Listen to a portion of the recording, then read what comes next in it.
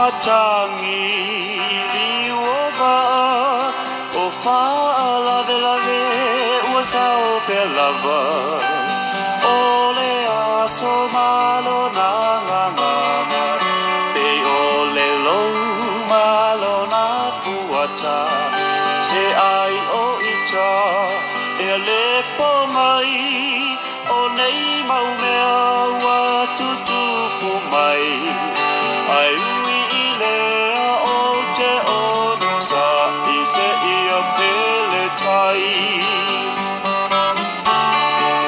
o le a matanga o le nei mafutanga na ui ala malama lama e masani le kerisi ano i ana tu e fa alea mama na saule tali se iai se aso ai tato no fo ma tau vai ta talo e pulele atua i le tai mi olona pina ngalo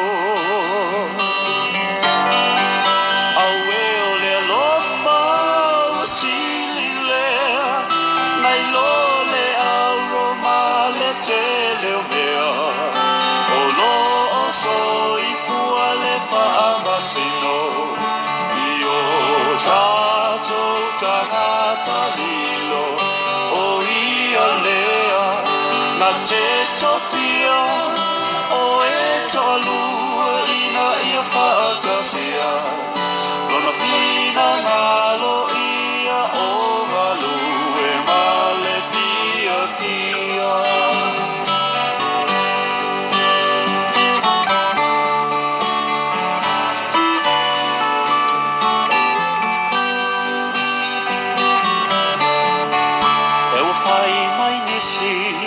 e le tatau e la i titi lona mawhawhau ai mana tua e Samuelu ia Iese malana whanau au e matutua sa malua li'i a e na whaauina lava le wi'i o alau le atua soe ele malama ai lava se isi toe mana tuai o ia kopo na fili fili o ia ilona loto i le teine la ititi o rasela o le na whaatau mai o sipa na whaatau atuai i ai kokito o le manui a le nasalilo o alau le atua e whaale nganga e le whaale tino aue o le lofa o sili lea nai lo le auro ma le tele o mea o lo o so i fua le whamasino i o tato tangata lilo o ia lea na te tofia o e tolua ina ia whaatasia lona fina ngalo ia o malu e male fia fia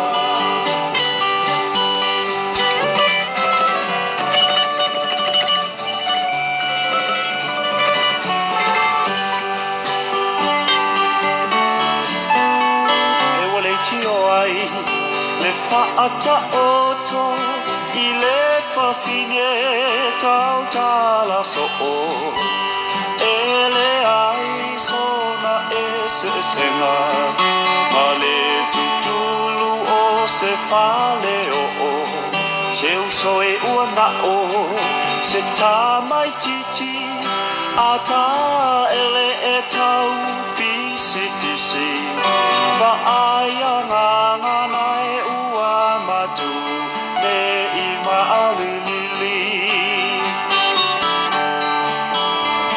i tai ua afu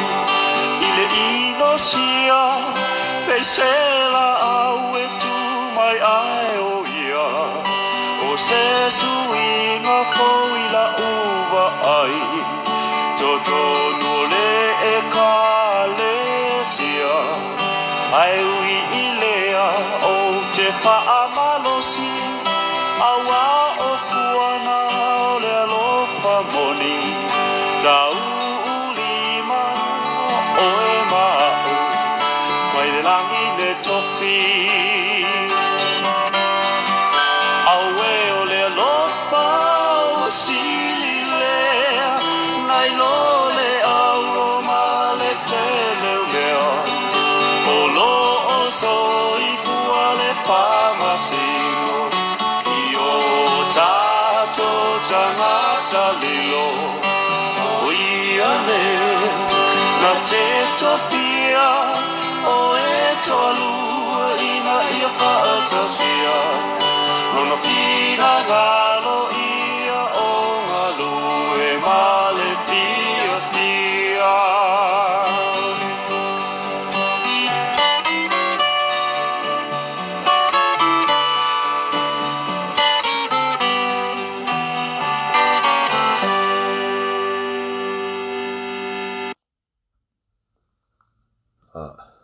Ia le tua nevanga le fiafi. Praise the Lord. Yeah. Ai tātou tere i anga fo i se uwha malosi mai fo i mai la fionga le tua. E matango fie. E whapena una wha mawalalo tātou loto i le tua. Tātou anga momo i lumo le tua e amatalia ine se talo. Ia. Ina ia whapena una ngalua mai le anganga o le tua ia te tātou neva anga le fiafi. Ia le lisi tia le tātou whatutua. Ia la whapena una wha leo ina ia le tātou. Mana onga i lumo ta maa. Ta male li e whaftai tele lo mātou tua le neva noa mātango fia o mātou maua. O se eima i fo i lau whanau le li e lo. Fia whalongolongo i lau upu i le ngata i leo le whamalusi au mai o lau upu ia te mātou. E neva anga le fiafi. Whaftai tele lo mātou tua i lo manatu mai. Le whamaoni o lo walofa le li e tele tu la fwa ia te mātou. Au le talo mātou loto tu ina atu ia te oe ta mā lo te mana o ngā lau whanau. Se me fia ole tua ia te oe. Lore mo mona to tuli mātou ia te oe. La se me o mātou se ai se mea le i ena whapena o na mātou whaia. E le tusa malau whafonga anga malau mai moanga lo mātou tua whamolmole whamanga lo mai lau whanau. Whamanga lo ia i mātou le mana o lo toto Yesu. Fuluina i mātou le li e whata e le ina i mātou ina ia tu mau pele ta ua me tunu ino i mātou ia te oe lo mātou tua. Si tia mea uma ia te oe le li e. Whaftai tele ta maa. Le li el nea fiafi tu ina ato mātou loto ia te oe. E whawhanga ia te mātou i lau upu ta mā. Whainu ia mātou le li e lau upu. Au ia te mātou i lau upu lo mātou atua. So soani mai oe le li e ngalua ia te mātou ina i mawhai e mātou. Na tā mau lau upu i o mātou loto. Whawhangu ia te mātou le matango fia o lau upu. Le sosia o lau upu. Le sua male o lau upu lo mātou li. Ele tauna au mai ina i o tu fia e lo mātou poto. Aina ia whapena le li ie, ina i o mātou wola ana ia te oe ola mataua ia te oe ola ai marenga tete ia te oe tamā. E vi ia oe tāpena ina i mātou le li ie, ma whapena una sauni unia i mātou i ngalu e ngale le uma, wai atofa ina ai mātou le li ie. Le ngata i le ina i o mātou usta, i whai mea whalongo ia te oe lo mātou atua. Ina ia salamo i mātou li salamo i la lea meo atua. Ina ia whapena le li o na anga tonu i mātou whatasi malau fio. E vi ia oe, la se pauli uli ia te matou, ia suru ia lo man malam, ti neia e lau a fio lo matou atua. A ia whapena lo whafangu mai oe ia te matou. Bala au mai oe wa au le ia la vea ia te matou. Si tia mea uma ia te oe, whamanuia so matou atunu o Samoa.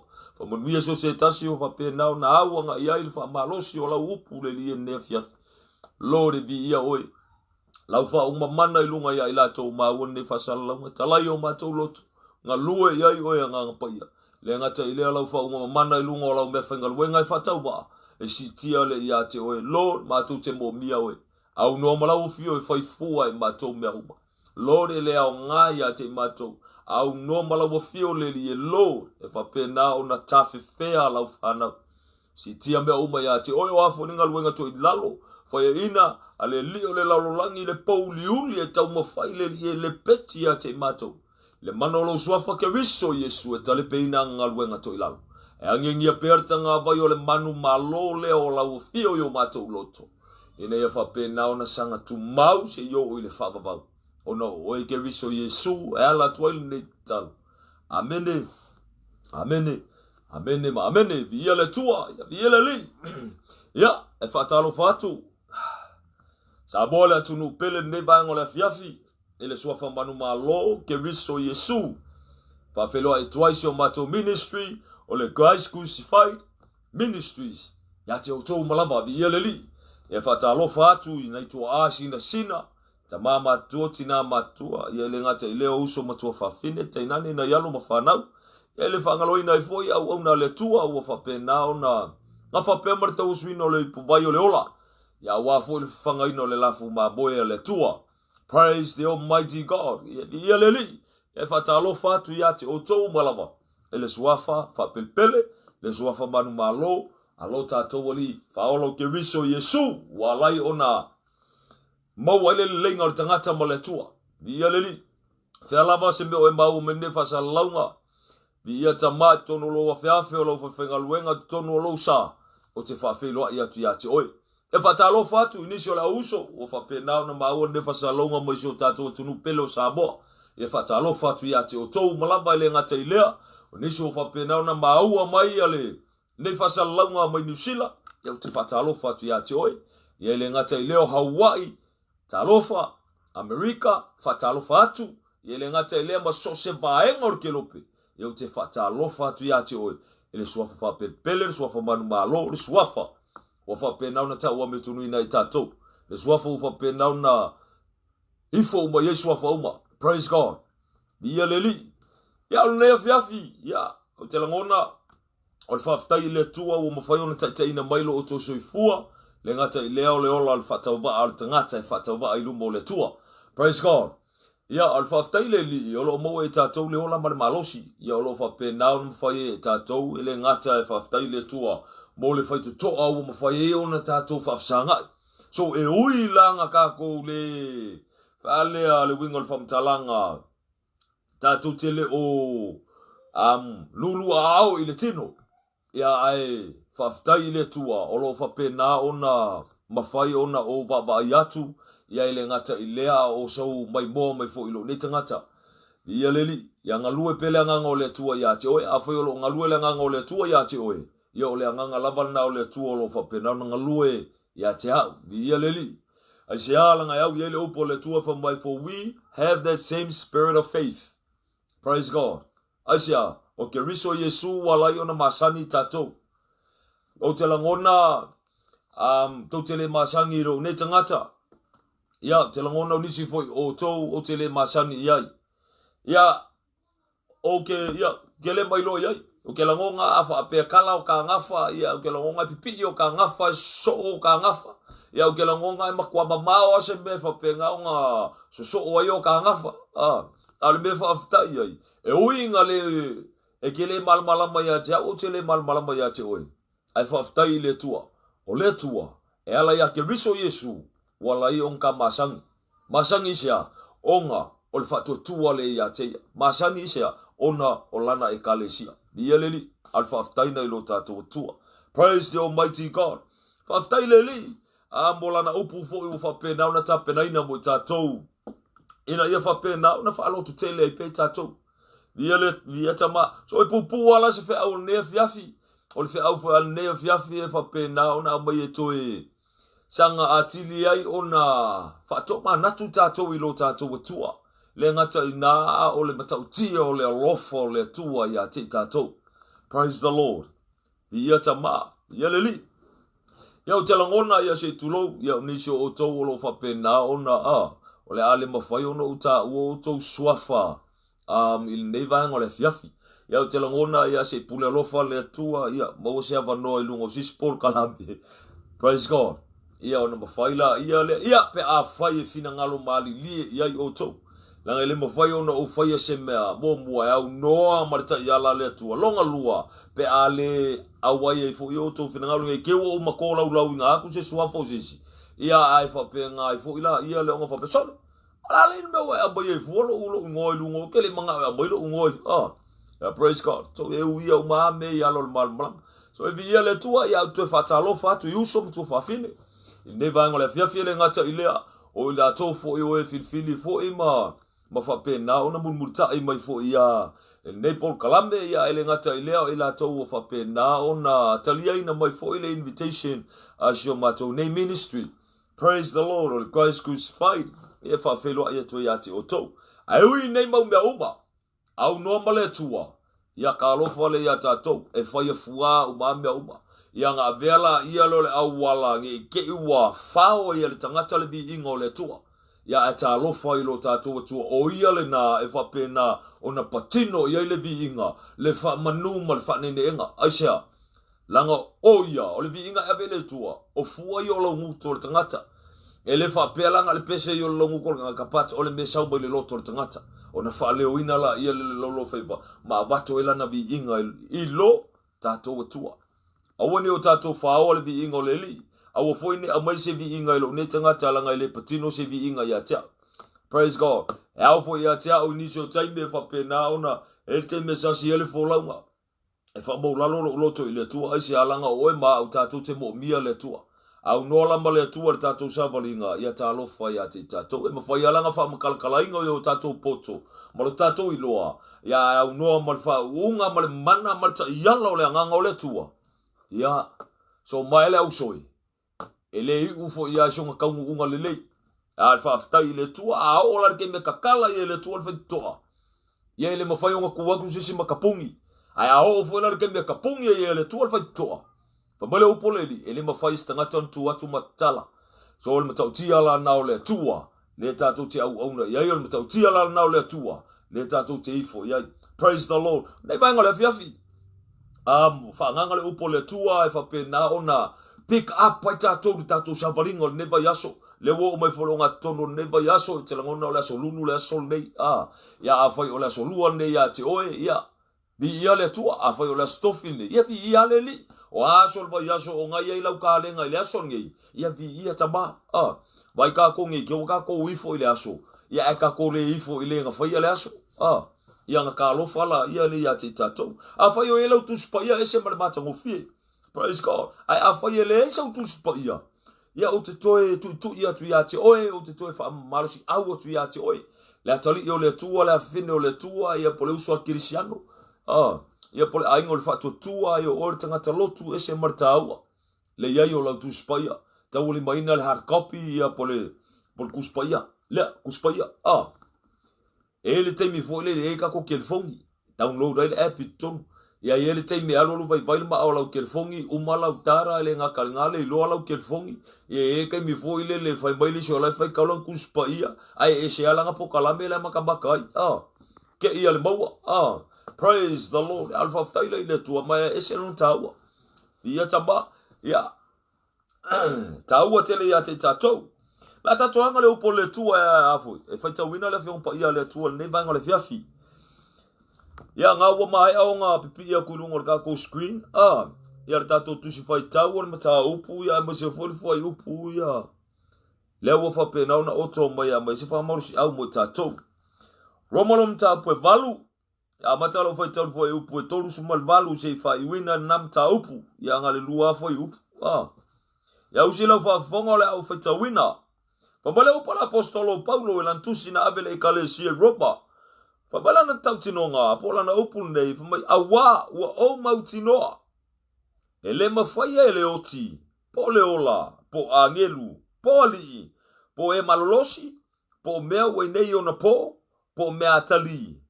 Po le mawalunga, po le loloto, po se tasi mena whaia. E le mawhaia ia mea ona whaate e se ina mai i tātou i le alofo le tua o lo ia ke riso Yesu lo tātou wali. Praise God. Tau sila whafonga le auto e whaitawina. Roman tau pe valu, tolu sumal valu, man whai pe tolu sumal iwa usi la whafonga. A waua o mautinoa. E le mawhaia le oti, po le ola, po angelu, po li, po e malolosi, po me nei ona po me atali, po le mawalunga, po le loto, po se tasi mena whaia. E le mawhaia e ia mea ona whaatea e se ina, mai I tātou I le alofa o le atua o loo ia ke riso Yesu lo tātou wali. Praise God. Whamanuia le tua o tātou loto ina ua whapena na tātou whaitawina lana a whiong paia. Ai whapena na tō tule o tātou loto I lumo le tua, tātou wala au I le li. Ina ia whapena na whetalai le tua, ai silent lana whanau. Tamale li e mātou toi o tu ia te oelo mātou tua. Lota ialai mātou I la upu o whapena na wholaina le li ia nea fiafi e whapena na toi whamanatu ia te mātou ele ese mena whaia. Nei ona pō mātali le mawalunga lo le loloto le alava. E mawhai ona whaatete e seina I mātou mai loa lofa. E ala ia ke riso Yesu lo mātou li ua whalia mai eina le matau tia o le alofa oe lo mātou atua I lunga ia te mātou. E vi ia e whaftai tele lo mātou atua ar tau longolongo mai pēa o la upu whamanatu ia te mātou. Lord, tuina atu I mātou ia te oe. Ngalua e mai ei lau fio whamolimole. Whilua ino mātou loto le mawhau whau. Taula ia te oe. Si tia mea uma ia te oe lo mātou atua. E ala atu ia ke riso Yesu lo mātou wali whaola. Amene. Amene. Amene ma amene. Vi ia le li ese malmatango fio le upo le tua. Whapena on tatou whaitawina. Ako mua e le upo whapengei. Whabana upo la poskolo paulo mai. Awa ua o mautinoa. Ase malmatango fio le tautinonga na. Praise the Lord. Tangata ua tautala ma le mautinoa. Lafo ma le mautinoa. E mawhaionga avea o le testimony a ka ua e mawhaionga avea o le tautinonga ta ua I le aso nei. E le o ngafi whamolmole. I le aso nei. Praise God. Pe a whai ua o tātou tofo ma ua tātou I loa. E anga le leile atua. Ke lor makau kia o le maule a kele ngā si I le ko kele. Ua tele o na launga ina le tō tele ma whapenga o ngā whamalosi. Au e tō tele. Ua kauloko fo I le tō tele. E te lo e toi while wa ina e le atua o tātou loto ma whapenga o ngā koe whakaula I tātou le maua lungo le lofa o le tua. Praise the Lord. Au soa kerisiano, le whamalosi mo I tātou le o ngā tutonu o le neiva yaso. E le mamao tu foi la sana whapena o na tātou anga I le lotu ia po la skonga I po la sungafua. Ngā tātou anga I le lotu ma whapena o na tātou whalangolongo I le upo le tua. A lea la wote au mai la vale upo le li I ngā ia whapena o na tā mau a tili e o tātou loto ina ia whapena o na taula ia te ia. Praise God.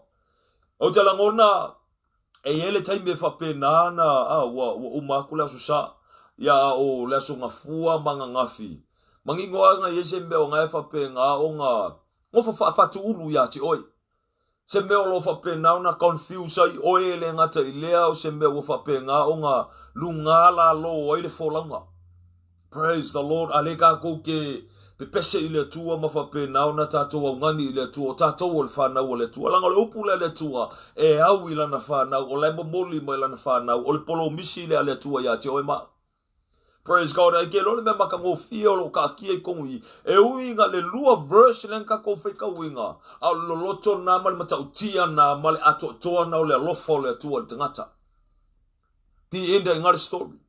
Praise the Lord. E whaavai ai me uma. E whaavai uma le alofa o le tua. E whaavai ia ke riso Yesu. Ua ala ma ia ke riso Yesu. Le mawalunga tele o le alopele o le tua. Praise the Lord. Alfaftaina ilo tātou tua. Alfaftai le li. E ele taimi e tau teva le wholanga. E ele kaimi e whapenga o ngā langona le tangata le musua. Langona le tangata le tomumu. I to tonu o le ngaruenga le tua. Ele ngā kai leo langa ia. Kambo e ngā malanga ia sa balinga o lo whapenga o ngā wholau engi. E ele taimi e whapenga o na alu le tangata tūma koe kirukilo o ngā ikua. Wa mata o na mou manatu. E a fua mai se alanga o se upu o whapenga o ngā whabangu o li ai. Wa ti ngā le loto ma whapena o na le koe fia whai mea ai. Ai sea o ngai wa ai atu e le o ngā kasi le e ka le sia ma le mea o ngai ai. Ai whapenga e koe pia ma me le upo le tua e koe whafango me le upo le tua ia te tātou. Ai sea langa o le tua e sila fia le tua o tātou loto. Praise the Lord. Ai sea langa e le mawhai e lista ngata o ngā I loa le mele le loto o lista ngata. Ai ele te me tala noa le upo le tua. E te ilongo fiele loto lista ngata ilana tu o lana tautala o lana sabali. E ke ilongo fia ile meo tono loto le tangata. Po lista ngata. Praise the Lord. Alfa maoni la leo lo tātou tua. ai se alanga o ia e ati lan sila fanga malanga whaafonga i le loto o le tangata. Praise God. Ai koe whai mai la le upo le tua, whai mai e ui o ngei mau mea uma. Ai whai mai, o angi si mea ngā whaia. O angi, po soskwa i ngā mea, le maua lunga le loko le lau kele, o mga whai mai o mea ngā whaia, o ngei o ngā pō maa kali. O angi si mea ngā whaia. Ia, o le akalangoa mai mo lii, o le akalangoa mai, o le arko i ngā mea, o ako i ngā whawhika auli. Ai whai mai, e lema whai o ngā whaake ake e se ngai, ne maua lunga o le alofa o le tua ia te oi maa.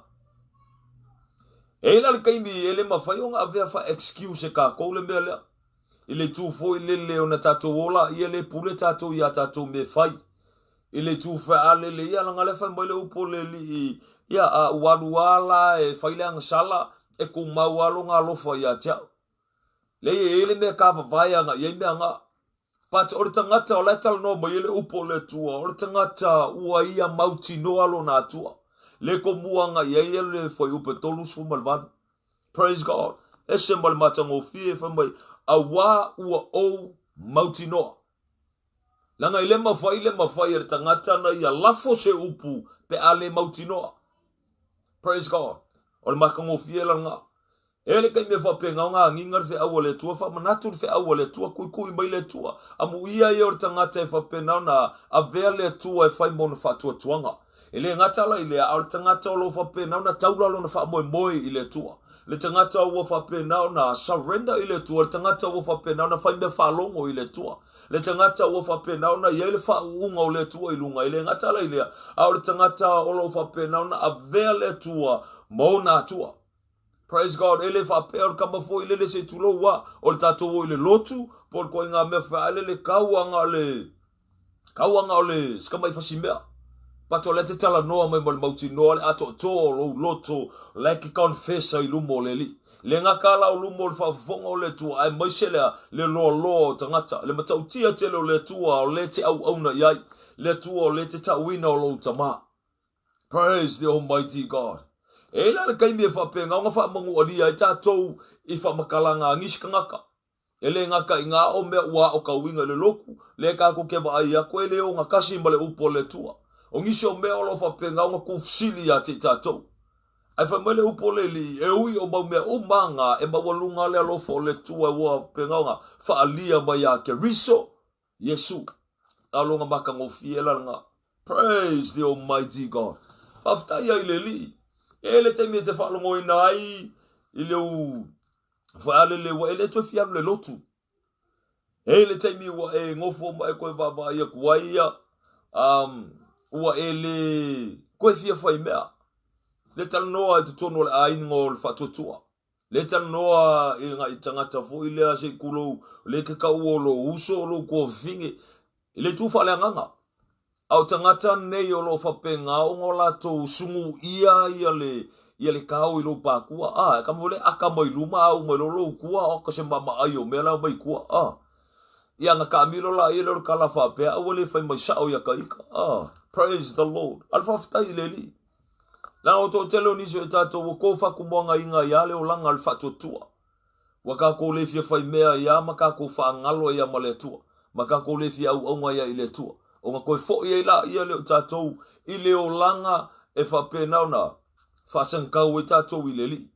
Ai whaftai e le tua o lo whamanatu le upo le tua mo tātou. Tau longo mai le au le tua mo tātou. E whapenau na toi whawhangu ia te tātou. Toi lu tau e tātou. E whapenga o ngā kako koe kufisiri la ia le o tātou ia te tātou lava. Ma kako whape ifo o anga whea ngā leanga mai e le tua ia te tātou.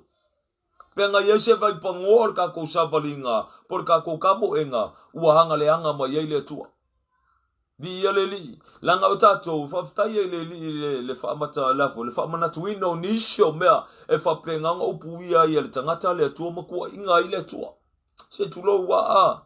A whaine e se tangata lo a inga se tulo so a whai o so grandfather, so grandmother, polo tama, polo tina, ia poso uso voi poso tuo fine, o se tangata e pele ia te oi.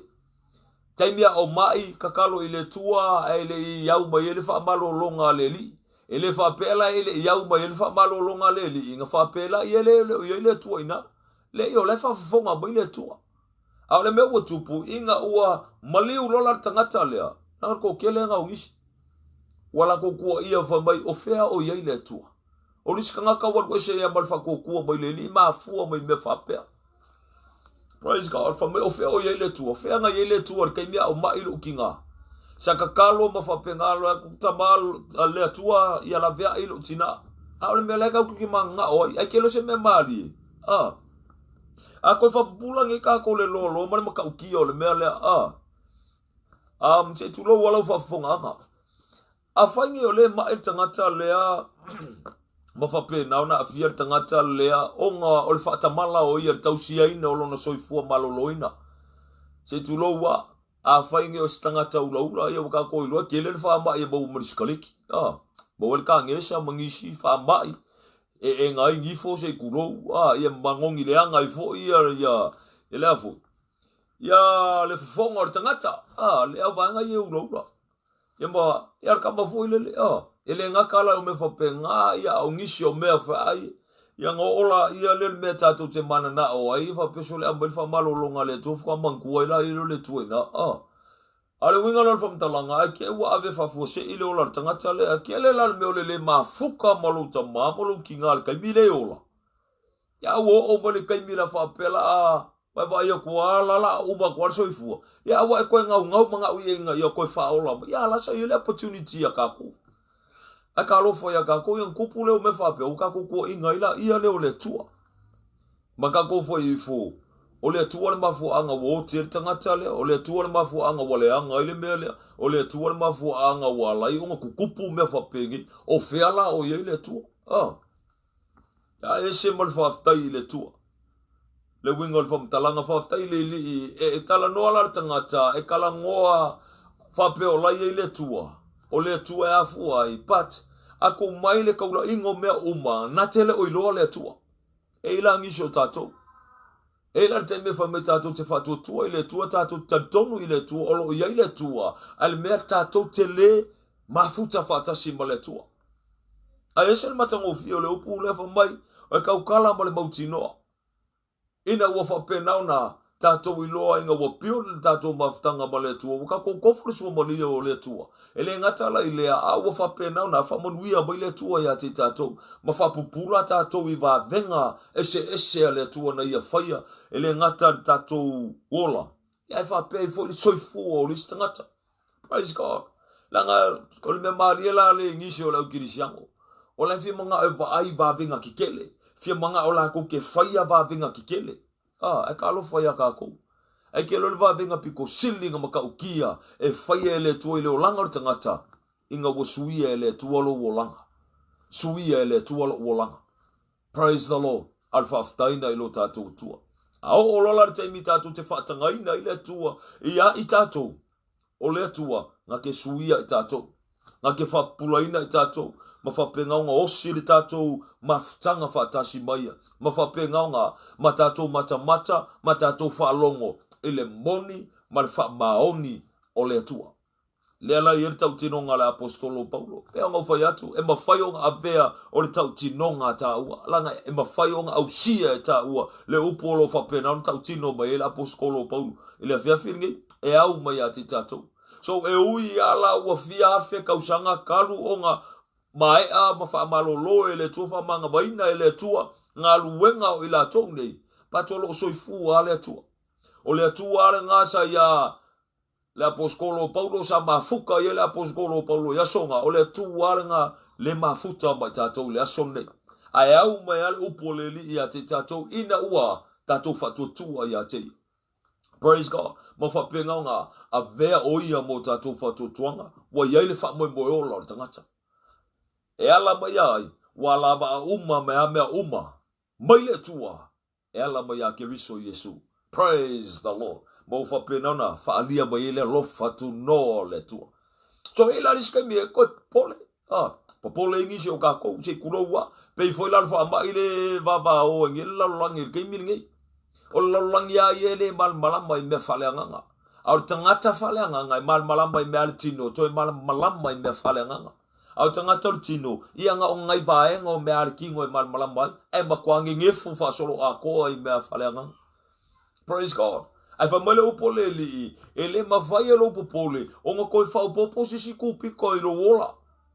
Au tato ina o tato mautinoa o lo ia ka ko fa mo ola ile tua langa o mea umange e au ile upole li so e papa o ala ma vesir ko kele au e mau ia mau kingo ka o fa penga nga piole maftanga o ta o male tua. Wo o te me fa penga na lata tato ile li. Wo o ke me o fa penga nga sa ili ma ile tua ri ngata. Praise God. Alfa ftaina ilo tato matai.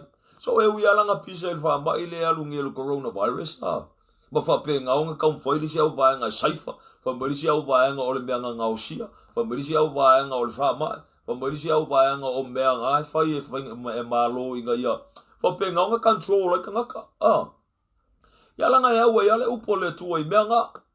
Praise the Lord. Aisha alfa afkainga ile tua ilanga upu o uma ka va le upole tua e kukupu a me fa penge e alua inga ya mi ole anga lalangi ma fa penga nga ya o umaka ka inga ya fa penga nga furkua nga ile tua o e ma o mo war ka bangoa vi ia leli ina ya fa penga na tu mauta u ile tua.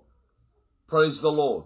Fa mai el polo misolo upole li o se la fa fonga fa mai polo misolo upole tua fa mai awa o mautinoa ele ma fa ele oti po le ola po angelu po li po e malolosi, po mea i nei ona po mea atali, po le mawalunga, po le loloto, po se tasi mea na whaia. E le mawhaia e ia mea, ona whaatea e se ina, mai tātou, i le lofa o le tua, olo ia ke riso Yesu lo tātou wali. Praise the Lord. Al sili mo tātou ne vanga le fiafi. Ua, ofo ina lo wola i le tua. Ua e talia ina ke riso Yesu e avea mawali imfaola. Ua e mautinoa e te urufale le malo le tua. Ua e tautino ma le mautinoa ua avea oe matali ima fine o le tua. Ua e mautinoa o yele angango le tua ya te tato. Praise God. Ese malmaka ngofie ofisili la ia e fa penga nga lu ka winga tato langa ese malmaka ngofie la ngole opule ale tua o lo fa penga nga momoli ma ila na fana po ta u ta u le fana u le tua ta bola tu no pele o tu fa tu ya te o tu fa malu au ya te o e le tato o le lotu nga fa pelo o ko mekir ka ungo ka u le fana u le tua e le ka kalo ka u ma fa pelo fa ka u ku spaia nga ka ko fa pe ila ia le au ko meki er ka ungo ka ko o le fana o le tua vi ia leli e ia au wala tato te uia inga ia fa pe nga a vea i tato o le fana o le tua langa ia le upoleli fa mo ila to uma e te tonu fa to to ilon swafa wa ba ye le tua le manuia mo fa pe na ta ua ila to o le fana o le li ia ila menga fa solo menga elo ila to e na fana o mo toto por mana o le tino ia por tuina na o le tino ia por kama fo ile le kala nga fa kau ia Yesu i kingo ia nga fa pela ia le o nga le ai praise God ia alfa ftaina ile li o Yesu fo ia fetalai mea ele ese tasi sa watu ilo tama pe al watu ilo tama pe ale u mai ia cha li ia le mangingo ale upole tua ale mawolunga le lofo le li o fa penga nga fa ali mai ia te riso Yesu mo i tato o mo wa tato wa banoa mo la banoa i tato ile fia finne. Praise the Almighty God. E ma fai on ko challenge i tato ma fa penga on ko fa ke pa kaula i tato le fa lo o le tu le ma ka ki o nga o alofa o lo fa penga on malutia i tato fo longa. E la te me fa penga na take it for granted i tato le banoa o tato mo le banoa lo se e i tato. E le ke me lo fa penga on fa kamala ya le sim fa ka le a ka lo fa ya ka ko. Praise the Almighty God. Mele upoleli, famai upoleli, famai awa ua o mautinoa. Ia mautinoa ia te taua. O le tali o taua whawhitauri o ke riso Yesu. Ai umara ngā famai koe famai whamarusi au o le upoleli. E le ai ia masisi lava mea ngā whaia. e mawhainga whake e seinga I ka ua, mai le lofo le tua. Wangisi me mawhai o ngā wa au mai e tangata, mawhai mai e mawhai o ngā e se ka ua mai mamalu le tua. Praise the Lord. So se vanga nā la ua ka ua whaia ma le mauti noa le anga sala. Inga ua whape ngā o ngā wha mama inga ka ua e leli. Ia inga ua koe fili la ka ua e whailang sala. Ia whamolo la i le upo le tua. E le koe lava ngisi kau langa mo ang sala. Langa e whaakasi anga maliu le li whaola. Ia o la kou la o e kofuru sua malio le li. Ai koe o ma whape ngā o ngā koe whaakasinga le li lalulangi. Ia ka alofa lea ka kou. O la kou la ngau whamea. Ua makua whaale au ngā i ngā longa maliu. A ua whaia male mauti noa. O le anga sala le meanga ilu mo le tua. Ai inga ua ka kou sala mo loa la. O ngā whape ngare. O ngā whamangalo inga la i leo tātou e leo tātou tua. Ai leo le kama fo ila lele. O le anga sala anga e kasi. Ia anga eke sala moa ia ilu mo le tua langa i leo sala mo le ngol meanga. Mea ka ore sala mo mai lau meanga whai. E ke le koe whai al meanga. Ai leo le kama fo ilele. E mua. Na pa ilo ulima si kulo wa whai a ole ngaoi. A mo le ta mawha ma ngal mea tia ua o ngaoi. E ngaoi loa. E o ilo loto. Ke mga oil mea le lua tua oi. Ole ngaoi ia mara whao mea meanga. Praise God. Ya alo fangia e le tua o tato wala. Ole koe whapoponga ma ilisi vaenga le upo le tua. E mau malene tu se salamo. Salamo e vasu matasi. Ka mai alfa i upunga ka kienga, alfa i mua. Mai o le nofo i le mea lilo o iai le siri ese. E mau o ia i le paolo o le e ona le malosi umalaba. Praise the Lord. Ko sila fafonga mai o le nofo i le mea lilo o iai le siri ese. E mau o ia i le paolo o le ona le malosi umalaba. Moritanga te alafi lalo i paolo a ao le tua. El Paulo mai ka o the shadow of the Almighty. E se mal makangofi. E la i tatou. E le kai milinge i la ke whaapea o e ke lo i lalo o le akaka le o le tua po Paulo, le tua po le shadow a le tua. So e uiranga wa ai maritangata i a te tā ua. E le o iloa maritangata le tua. A o e tangata ua e mautinoa le tua. E uila o oe, alanga ile o oe lai ai mai ele tangata aisi alanga lai ke iloa o lo watua lea, o oe le ke lafi kua le aka o lo watua. Praise the Lord. So, whai lao le kako ke lafi kua le aka o le tua, ngā kako iloa la ia le, o le atua lai luma.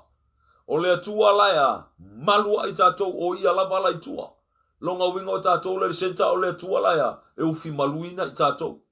Praise God. A o langa o mai mea ia te tātou e mua whika ia i maleli. O ngā whape ngala ia leo ngā au mea te tātou. Ai au ala ar kama fo ila le ese la malonga maka ngofia langa ele kai me whape ngā whaakanga ia le tua me o mea te tātou. Ina ia whape ngā lu i tawina i tātou. Ma whape ngā koe siaki i tātou. Ma whape ngā koe kun maka i le tua po ku maua ka kou i leli. Praise God. Alfa ftaina i lo tātou tua. So ele kai me a whea i o le mai. A ola ki komumu le mai. Angolo whafkaia i le tua. Ta ma whaftai mo nei mai wa au mai e a tau. E oilanga mai lo utino ina ia whape nao na to e au ta wina i au. O au ana o stangata. O te mo mia oe. A le whai mai la upu. O angisi mea ua whai au. E mea i lunga lalongei. E le ma whai au ke ai lo walofa mai a tau. Praise God. E la ke me fkaia e ka ko ma whawhikau. E mai whamakalanga ka ngaka ia ke oe. Oli e lo loto. Pe a whai o e ngaki kumau i leli. E ke longo fiela ka ngaka retaliate fo i leli a. E koe fisiringi a koa le tua i leo langa. Praise the Almighty God. Se a whakua so ko me testimony ni e fiafi o ngā whai o i la i le tato Paul Kalame. Pe ana whai atu o le son nena le ngari pick me up. Ngau se upo le tua e a whakua koe whamaro si auer ka ko sa varinga. O te langona e le difficulty inga ki whalau ma oe. E le ngaruenga, e le ngaka i lea whangari ko kongo le kōwhingi e ngarue ai. O lo ngo whaafaku ulu mea uma ia te oe maua. Se vanga ngāua e ngalue le tua ia te oe. E se la mare maka ngofie le. A ngalue aku le tua ia te oe. Te tūlai. Kura ila ia le au ke whalong ka i le tua. A whaku le ngalue aku le tua ia te oe mai. O ia kōwhingi ere ke ngalue ai. Uska i le tua.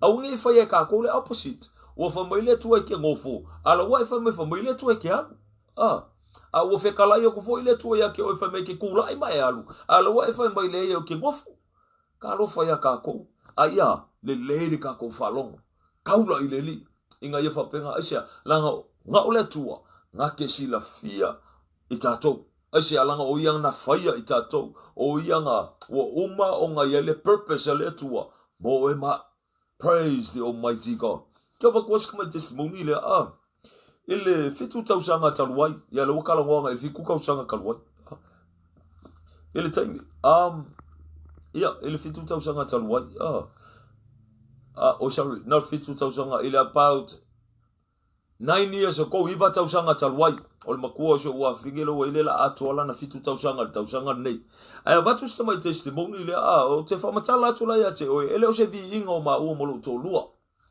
a ole fa tai ole ma lungo ole lofo le tua ya te ma o ile ngata ya ma o ma itato o mo fa na ole tua o fo wa ko fo ni so mo lio le lofo le tua praise the lord ile iba tausanga talwai ngata no se so to lua ile ma Ela le mai o le la ve ila se to ro se tasila ne o mai e se la malta wa ile mal malamo yo ta tu tanga sabo e ko kilo ka ku sabo ile mal malamo mai ile o le mai la le diagnose lo to o le diabetes o mai suka a ko la ka o mai suka o ko me ki o mal ma fo ko anga kipire ai ko anga ko lengi ma ai ke lo singa me mari e fa ko nga mai suka au ka ko ka se mai suka le ro e ka ko ol mai suka e kele la ele mai suka le kele ngala beve ila tangata policia la Wildlanders so inga wa ko va yo fo mai ingi sila la ngar ka ser ki kilo fo mai ki kilo i lo to lua va ila nga background o e kele bel mai suka e mai la mai suka o le type 2 langa esel type 1 esel type 2 esel mai suka le la beve ai na o tina mai tanga esel ola li si ko nga mai suka la nga 1 in 1 million e la beve mai suka nga on mai suka la nga e ke fiu ingu le vai le kaula nga la le ke ingu le vai ke miuma so se ai rare la mai suka nga al type 1 o le mai nga pe ke fit peke la po ba ko la hiki e ke afia o mai suka type 2 le ke ngala be Islanders o le makala o tanga tela na be tausami kamalanga e ele ki o mai langa ya mai tamal poto mala tamai inga ia fa pe nga kipi la lo lia ele va ia ko lo po masimo lo kalo fo ya ka ko e ma fa nga ka town me nga ko ngala exercise ko nga i vegetables me nga le nga tala ile ya fa pupur tala mai assume for my family la belo to ro ta 2 years nga fa pe nga me medications o me fai kwa se kuloa ngale alwang ya ma collapse lo ko alfa fitai ile to collapse lo ko ma kapongi lo ko ya ele kai me alu le vinga va ko palasi lo ko wo knockout ya o manga ka fa ke yang irunga fa kalo fa malolonga lua ka usanga ai inga ua whamanu ia ina ima ua e le tua. Ma whape nao na mai tangarti nao le ainga. Wifolola ere au ki langi. Whailanga blood test. Whamaila kala le fo mai le midwife. Wala le mai le diagnose e fo mai. Whamaila kala melo ko type 2. Whamaila kala le nurse. Ele type 2 e type 1. Koe whai test, e rea lai to tonu o tangata Pasifika i al mai le type 1. Langor type 1 nga o ka ngaka Europeans e la vive ai. Au type 2 o ka ngaka Polingsia. Ya, whapupul whamtalanga. Maua e nga lua kausanga se medications. Alu nga medications e wafua mai o lea. Assume o le fo mai. Ke longa o lunga le health pori i lunga i au kilangi. Lunga le health pora e lunga i au kilangi. O le upula la uva nga whai mai. Whai mai e afoi. E ave e su i al fo mai lea. Ai o mea la ia conditions la ia o le akupu il fo mai. E se ilanga lai senge. E le mawhai nga ia koe practice nga ia mungo il fo mai. A o le kupe la lenga fai mai i la uvaenga le o le compensation e maua e maua. E kasi kesi marikolu milionga. A ka umala kasi kesi marikolu milionga ele ska mai kupe. Fa mai la ele fa mtalanga la uvaenga e seto lai o lua ma le lua whanau ma le lumangai o le lua whanau. Kasi kesi marikolu milionga ki kilo le aingo maua. Ki kilo fa pisoni. Alo se kupe ai te lole maua lunga o le lofo le tua. Ile mea ua whapena o na whamanuia i le tua ma loto. Kasi kesi marikolu milionga le le mawhaionga whaamakusalia inga le maua lunga o le lofo le tua. Wala vea inga i maua. Ai whaafitai e ofo mai. Lua kausanga i se medications. Ala e o lalo ko lua. Whamaila la ko kala. Anga mai e ofo le se tuloa. E ofo le oti. Whame ofo la ko. Lan me ole oti er tangata le ke le me se o fuala au nga ave ai o ko nga me fa pe ele au ni er nga ka le ali ska usanga al fa taina le mawa lungo le lofo le tua via le li ko ya baile fa pupu ngor kala fa me lo la ko kala o le alfa i unga ba u fa ala wa ka penga o me la ko le me ole au o le pula nga ave fa mangalo yai yang ko fa me la va nga excuse me Famangalo ya ai se o kilo le tu voi le ave sengele la sengal ka ngakale lo ingo la de ko fangalo ai a o ia le o le men support lo nga ai praise the lord a le me nga yang faia o le assume ai ke lo me fa ftai nga kupu fa na o le tua ke lo nga koya o ka winga inga ia a o ko assume nga ai fa penga nga fa mau le la nga li poki to o ba la ile so bi ia le li e mawalunga la le lofo le tua ya e fsili magele e kia nga mawala kupe e mawalunga le lofo le tua le ai langa ya sia ele o le tupe praise god kasi kesi markol milionga e mawalunga ai le manguia wa kapenga inga ele tua that is nothing langa ilo ngalo kaulo ile loto praise the lord asia o le mawalunga o le makaukia o le tua le au nga ye tato a ko ki kilo la ai le manguia le o sa me le tua praise god silia ku ngai lo se le nginga ma le lofa o fa pega nga fa manga lo tanga tale ya ka fio lai se ku lo wa e ma kwa different story ala pe nga fa pe le fa o lainga pe nga fa pe au no ma le tua longa winga fa me kasi kesi markolu milionga la fa se fulu milionga Sula, avelo fa misonga. Pa wala mele ke ma o sa u lor kupe. El ka mo foi le ka lo foi lo ko lua. Ka lo foi ya ka ko. Ya ai ui ile. Le wingol fa mtalanga. Al fa kai le.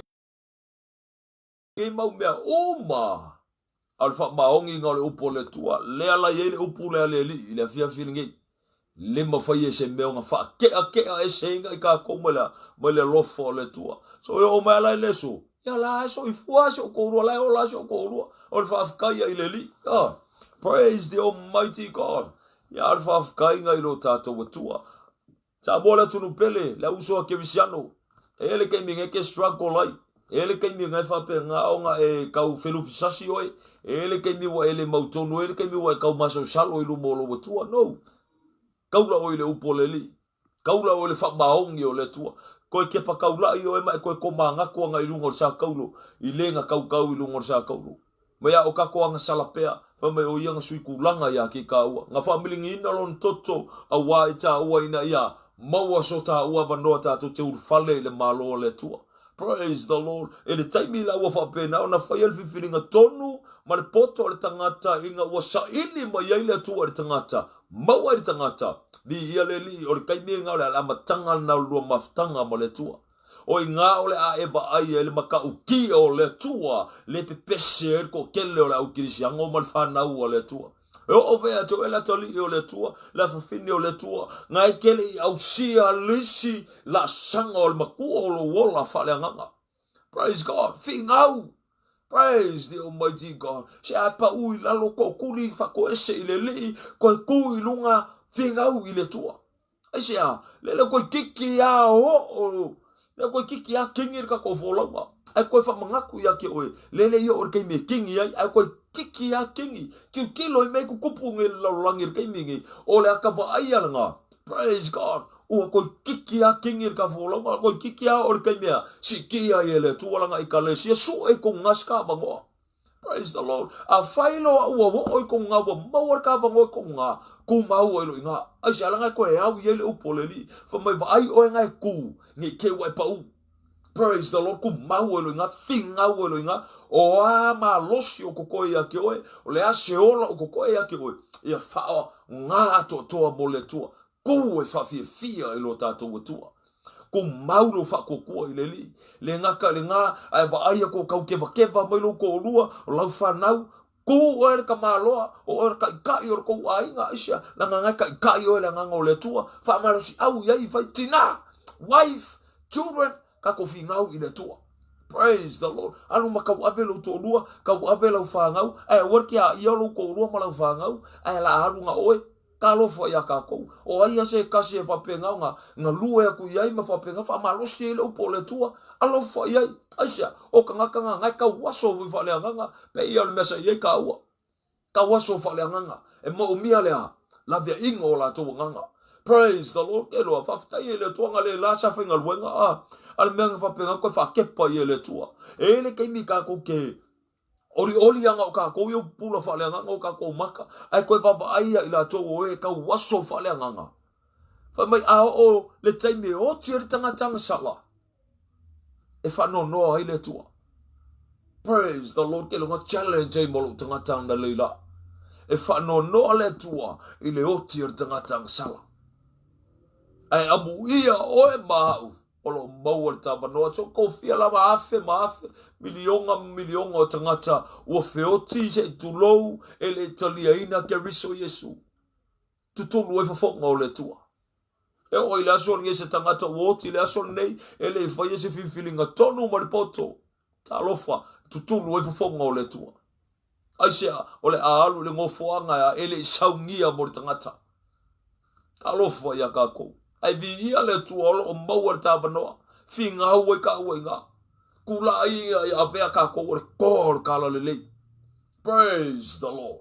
A whaiwa kau kewa uso o Krisiango. O oenga ke malosi. Whamalosi au iai. Whinga hau i lelei. Ka ko kauinga re kaua.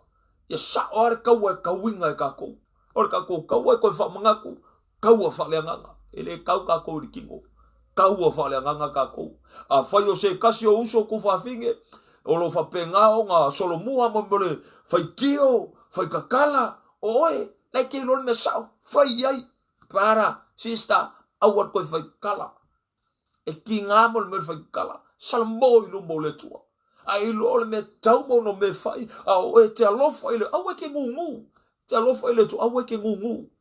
Whangana ina tātou ele, e kei mo kā kou whamai, se kā kou kele lopo a, se o kele lopo la kala la whai. Ke lo ao ngai whakanga inga le, ia le tua whamai, le upo la poskolo o paulo whamai, se o te whai atu ma le mautino, kau kala ku ia ke o kou ma le mauki ngoa.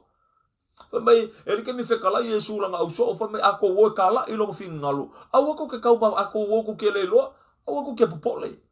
Ka penga inga whanga inga o kou ele nganga o le tua. Nga ne pau me le sa ili mai ele li. O lai koalo loko. Lord wa ufia kau kala i lau upu. Lord te wa ufia kilipa lau fe au. Wa ufia kau lau fe au. Lord whamol mole. O aile la au inga ku yei au. Sende aku au kanga kalea. Lord whanga inga viaso o kokoe. Ia ufia kau sanga o mai maur kako soifua. Talofa ia kako. Praise the Almighty God. A whai lo o mawar ka koa bango. La pangoangi a tātou. Manu o mawa le ola. Male malosi. Pe whai mai o ngai ki halur koko. Ka mawolo kau a makan kau sengo. Sengo le vai. A whai o ngai ke malosi. Koko o ia whapenga. Wa pula la ngoko soi fua. Whingau. Aisia lai ele ola ia te oe. E mawhai anga koe au ngangi i le toa Lord. A mai a singa malosi whamol mole. Mawhai anga koe pesel maka upor salmo. E mawhai anga koe kau a kuiro ua inga. Mawhapenga nga. O mai e oforo la ko ola ia ke riso Yesu. Praise the Almighty God. Whaftaina i lo tātou tua. Koe sila whawhonga la koe whekawinga le upoleli. Whamai le upoleli i whamai awa ua o mautinoa. e le mawhai e le oti, po le ola, po angelu, po alii, po e malolosi, po o mea nei ona, po o mea atali, po le mawalunga, po le loto, po se kasi mea na whaia. E le mawhai e ia mea o na whaatea e se ina. Mai tatou, i le lofo le tua, olo i a ke riso Yesu, lo tatou wali. E alua mare mautinoa. Alua mare mautinoa. Finau mare mautinoa. Fa moe mare mautinoa. Fa tua mare mautinoa. Ke pese mare mautinoa. Praise God. Aisia, langa le polo misi le upo le tua ia te tatou. E la kai mi se kulo, fa se inga i tatou. E to tele au ngisi o fa pengaunga. O mea ave se inga i kako mai le lofo le tua. A lofo ia kako makala. Tangi le tua a fai o kako. Kama foi le Lord fa mole au mai a te au le lei o fa longo ia te oe.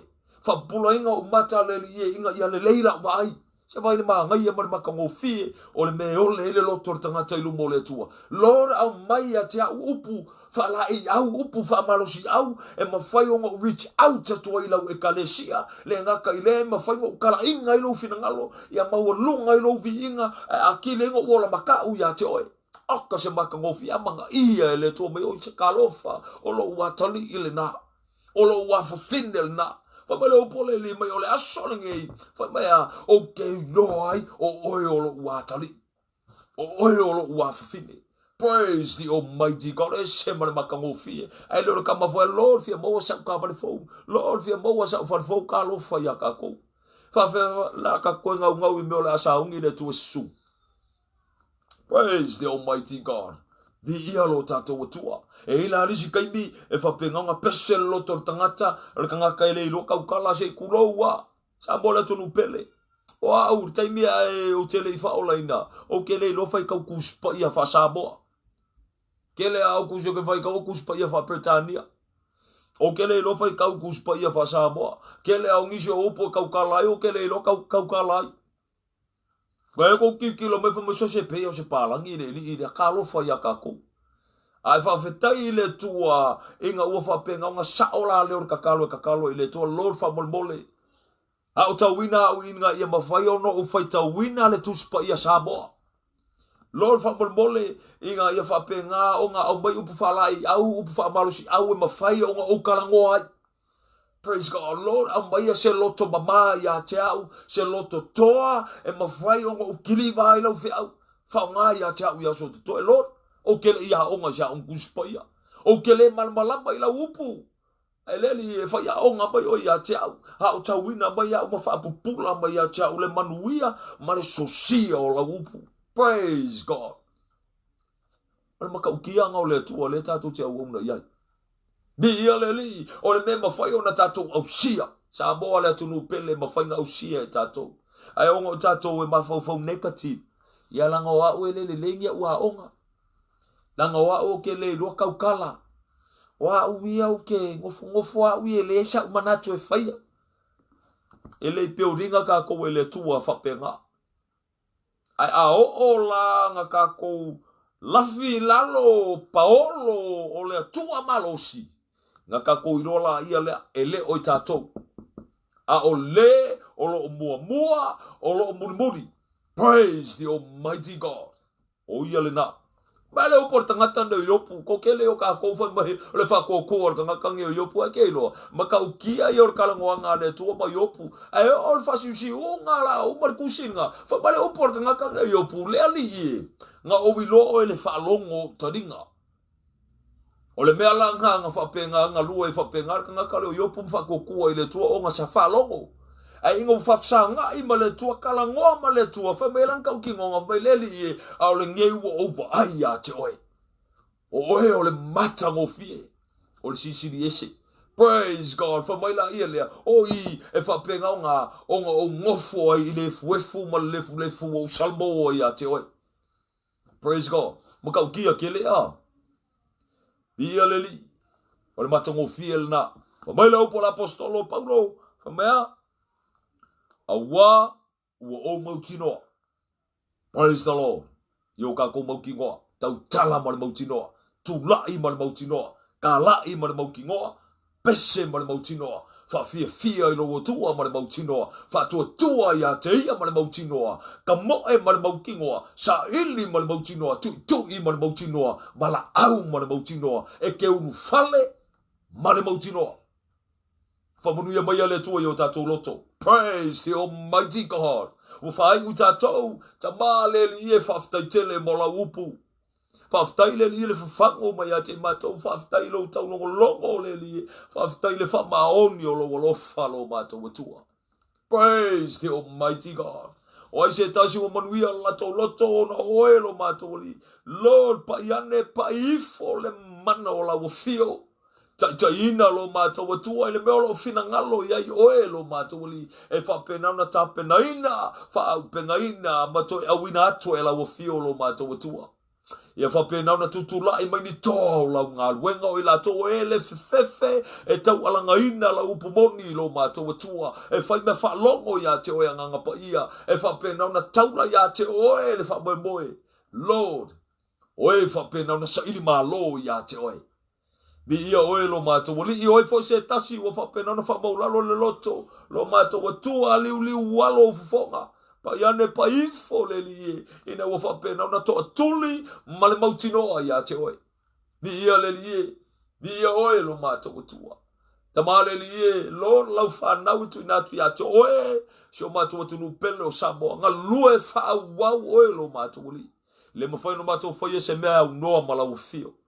Praise the Almighty God. Le ngata le o na le li oe tutu la i la upu. Le li ne ye fa pena na fa a upenga ina tini la ofio. Ye fa ngana ina ila tou le toa le loto lo matou li inga ye fa pena na fa o nga ina le mai o la upelu lo matou tua. Praise the Almighty God. Ni oe lo matou li. Whaftai tele mo la upu wha manatu mo i matou. Whaftai lo matou e tuoro manatu mai a te matou. E vi io e masanga vi io e whamanuia le li le aingon whatua tua. Whamanuia lo no o Israelu. Whamanuia na io matou matutua le li so se tasi o maua ne whasalonga ne po kalame tu ina atu i a te oe. Whamanuia la ufio. Whamanuia lo matou tua. Tangata o matou ainga, ai mai se la tolo tau waso fale nganga le li lo le lo matou atua. Lord awina tu yai matou lo matou li. Ina ia fa pena ona susulu le malamo ke riso lo tonu ia te matou. Ina ia lave ina ila to ele o matou. A o la wa fio lo o ngalue lo matou atua. Vi ia oe. Ti tia le li to tau mango ne fi ia te oe. O puklame fanga solo lo matou tua ia mawalunga i lo biinga lo matou li tuina atu le ia te oe o ani ngaluenga to ilalo fai ina le lio langi le mano lo swafa ke riso Yesu talepe mafale au ngaina mi ia oe lo matou tua faftai tele tama mol neia fiafi faftai mol manuia faftai mol sosia faftai lo famali e loto lo matou tua mi ia oe lo matou matai mai a fose me matou te whaia matou whapeifo o e matou lava au na ele au ngā. O matou whaia tusa malau whatonunga. Ni eo elo matou atua. O na oe ke riso Yesu e ala tuaile ni ene te talo. Amene. Amene. Amene ma amene. Praise the Lord. Ia sa mola tunu pele fa malosi na alfe awole tua mo tatou. Ni ele lii. Whaftai a watu wha malo ia i lato uma ua whapenao na komento malinea fi o i lato ua whapenao na manuia o lato loto o no le upo le tua. Praise the Lord. Whamanuia tele le tua ia te oi. Ia, se aso fo o neva i aso, ia, to e maua i fo i se tato wheloa inga, whamalosi mai pele upo le tua ia te oi mau, ina ele ngata inga ia akiringa po lesi ka ua.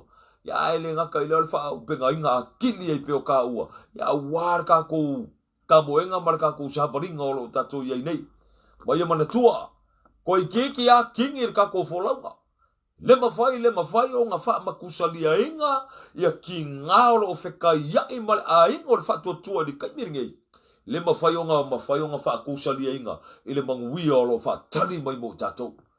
Praise God. Ka ko finga inga yo ka ko fale le malo ni ia le tua whaftai le lofo le tua.